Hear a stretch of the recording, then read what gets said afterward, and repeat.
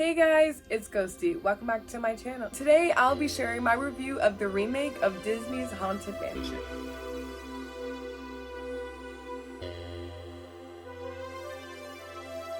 Haunted Mansion 2023 is the remake of the original Haunted Mansion that came out in 2003, which is based on an original attraction at the Disney parks that came out in the 60s, I think. Whereas the original film uses the idea of the Haunted Mansion and kind of builds its own world based on that. This remake feels more directly inspired by the attraction, especially in the visual aspect, with the mirror tricks and the long walls and various other things that were specific to the ride. The original does also include things from the ride. I just feel like this movie sticks more to that. I personally really enjoy. A little known fact about me, I'm a huge coaster and amusement park enthusiast. Funny enough, I don't ride them, but I love learning about them. I love learning the history about them. I just find it really fascinating. I especially love the history around the Haunted Mansion. It's really cool because it was just a ride, and then it became a fucking best-selling movie with a remake 20 years later. Like this, that's crazy. That was just born from a fucking roller coaster. I know a lot of people did not like this film, but I have to be honest, I loved it. It might be one of my favorites of this year. I just think that it did everything it was trying to do very well. It kept me super entertained. What really gets it for me though is this cast. The chemistry and the performances just really carried this film. Not only are the characters themselves very interesting, but all the performances fucking went off. I wasn't expecting to love it so much because of the mixed reviews, with most people just thinking it was kind of boring. But now I think what it is that people are being a little bit too hard. I think people are being a little bit too hard on it because they love the original so much, and I get it. The original is so lovable and it's so great, and I love that, but there's room for other iterations, and this is pretty damn good. The movie opens with our lead, Ben, played by sexy ass Lakeith Stanfield. I fucking love him. He's meeting a woman named Alyssa who turns out to be leading ghost tours.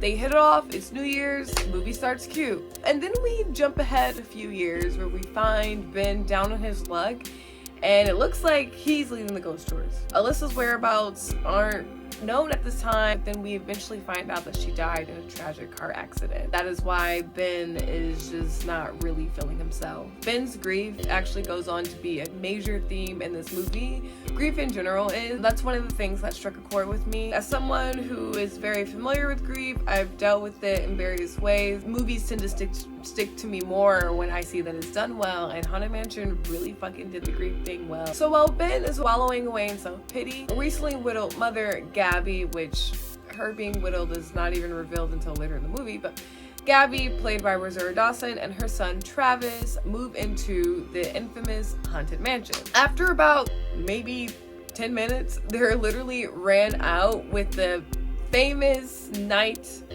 of the Haunted Mansion. By this point in the movie, it had me completely sucked in because I just was so impressed by what they were bringing in as far as tension and anxiety, setting up a jump scare. It was like pretty creepy. The whole setting of the house, how everything looked, it looked really good. Although they're ran out of the house, for some reason they're brought back. We later find out it's because the house literally brings you back. It's because the ghosts follow you even when you leave the house. It doesn't matter if you're in the house or outside of the house, the ghost's gonna be there. Gabby calls on Father Kent, played by Owen Wilson, and this guy is fucking great. He's one of those stupid characters that like maybe you kind of like want to be irritated with, but like you actually can't help but love him. And also I just love the relationship that he ends up building with Penn. They help give each other courage by the end of the movie. I think is really sweet. Gabby hits up Father Kent. He then hits up Ben because Ben is actually this astrophysics fancy, smart science guy,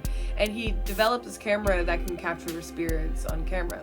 He's a little bit of a skeptic, especially with the whole grief thing going on, so it's really hard for him to believe in the afterlife. But Father Kent is able to pull him in because money is involved, and I'm sure Ben can use the money because he's leading ghost tours. I can't imagine that pays well. Ben spends some time not believing that the ghosts are real, going as far as taking fake pictures. It's really funny because Gabby kind of knows he's being full of shit, but she also knows the house is really haunted and he's gonna be chased back eventually.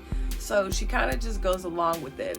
Us as the audience We don't know that yet. We kind of feel like something may be up because we don't really understand why she'd be back in the house anyway. He says there are no ghosts, everything's fine.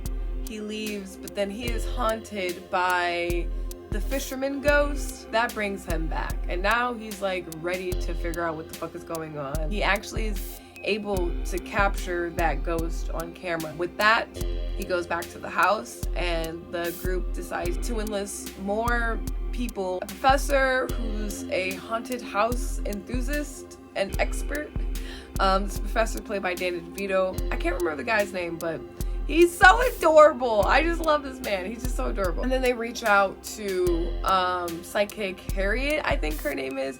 That is Tiffany Haddish's character. She's playing the stereotypical psychic, but through the lens and through the voice of Tiffany Haddish, and it works for me. It really fucking works for me. This cast is fucking hilarious. The group comes together and they spend time uncovering the secrets of the house through seances and getting involved with the ghosts. Figure out what evil is rotting that's making all this shit happen at night. I have to talk about the score. Music is by Chris Bowers, and he creates this perfect New Orleans jazzy, sultry score with a beautiful haunted mansion theme that I couldn't get out of my head, and it's just so good.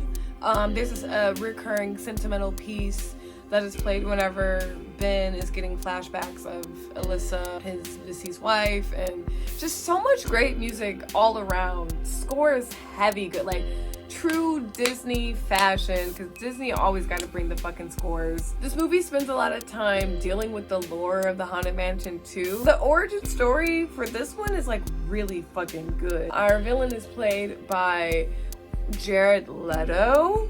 I think it's Jared Leto, but honestly I can't remember. It's Jared Leto or like some other white guy.